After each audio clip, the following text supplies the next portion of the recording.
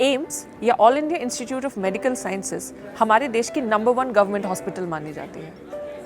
इस हॉस्पिटल में सोसाइटी के हर सेक्शन ऑफ लोग आते हैं और अपना इलाज करवाते हैं। इसके बारे में लगभग सभी लोगों को पता है, लेकिन एक खास बात शायद आपको नहीं पता होगी इस हॉस्पिटल के बारे में, कि इस हॉस्पिटल को बनवाने में एक औरत का हाथ था। उस औरत का नाम है राजकुमारी अमृत कौर।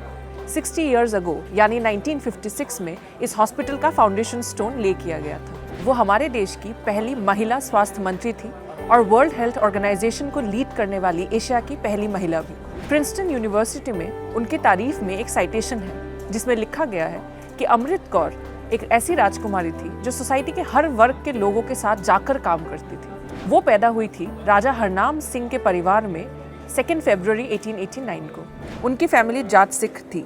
अमृत बड़ी हुई लखनऊ में, जहां उनके पिताजी वहां के रॉयल फैमिली की अवध वाली जमीन की देखरेख करते थे। 7 भाइयों के बीच एक बहन अमृत को बचपन से थोड़ा एक्स्ट्रा लाड प्यार मिला था। पढ़ाई शुरू हुई इंग्लैंड के डॉर्सेट शहर के शॉबॉर्न स्कूल ऑफ गर्ल्स में। पढ़ाई में अमृता अच्छी थी और स्पोर्ट्स में भी।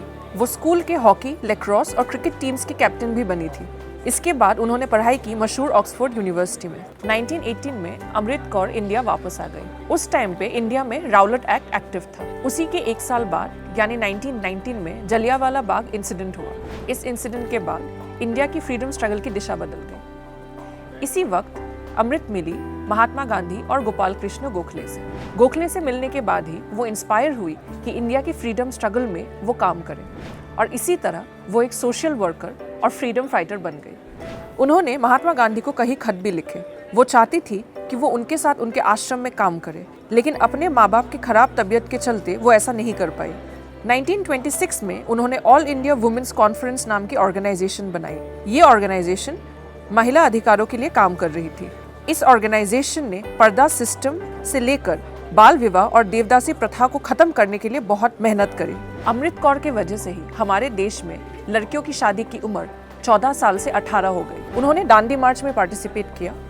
उनकी डेडिकेशन देखकर महात्मा गांधी ने अक्टूबर 1936 में उनको खत लिखकर पूछा कि मुझे ऐसी एक औरत की तलाश है जो अपने मिशन को रियलाइज करेगी, क्या आप वो औरत है? अमृत कौर फिर गांधी की प्राइवेट सेक्रेटरी बनी और इसी पोस्ट पे रही जब तक वो जवाहरलाल नेहरू सरकार के अंदर इंडिया की पहली स्वास्थ्य मंत्री नहीं बनी। अमृत कौर को अपने काम से बेहद प्यार था और वो किसी से नहीं डरती थी। अरुणा असफ अली के मुताबिक उन्होंने तो जवाहरलाल नेहरू तक को क्रिटिसाइज किया था जब इंडियन नेशनल कांग्रेस के वर्किंग कमेटी में एक भी महिला सदस्य को नहीं लिया गया था। वो इंडिया के ऑफिशियल डेलीगेट थी यूनेस्को की 1946 में।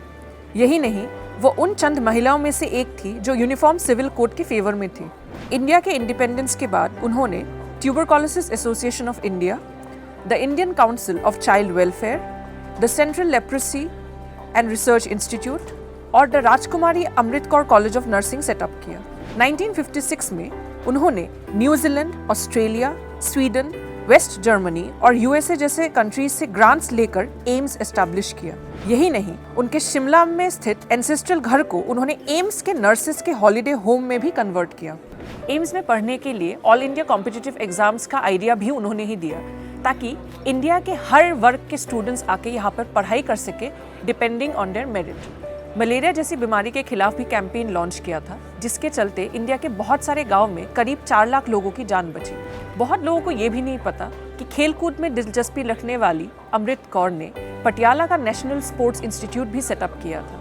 इनफैक्ट उनको तो स्पोर्ट्स में इतनी दिलचस्पी थी कि वो महात्मा गांधी से मांगती थी 1 घंटा हर दिन जहाँ पे वो लोग टेनिस खेलेंगे, और उस 1 घंटे खेलने के एक्सचेंज में वो उनके साथ बैठकर चरखा घुमाती। 1961 में यूएस में बसी मैसाचुसेट्स जनरल हॉस्पिटल की 150वीं सालगिरह पे एम्स या all India institute of medical sciences को वर्ल्ड के मोस्ट डिस्टिंग्विश्ड हॉस्पिटल्स के लिस्ट में डाला गया। और इसी के 3 साल बाद फरवरी 6, 1964 को 75 साल की उम्र में कौर की डेथ हुई, काफ़ी पीसफुली। अमृत कौर ने ऐसी लेगेसी छोड़ी है जिसको मैच कर पाना ज़्यादातर लोगों के लिए ऑलमोस्ट नामुमकिन है। अमृत कौर एक ऐसी राजकुमारी थी जिन्होंने अपने राजकुमारी होने को प्रिविलेज नहीं बल्कि ड्यूटी समझा। मुझे अमृत कौर की कहानी जानकर बहुत ज़्यादा इंस्पिरेशन मिला है। अगर आपको भी ये कहानी जानकर इंस्पिरेशन मिला और आप चाहते हैं कि हम ऐसे और कंटेंट पे काम करें, तो आप हमारे फेसबुक पेज ऑर्डिनरी को लाइक करें और हमारे यूट्यूब चैनल को सब्सक्राइब करें। Thank you.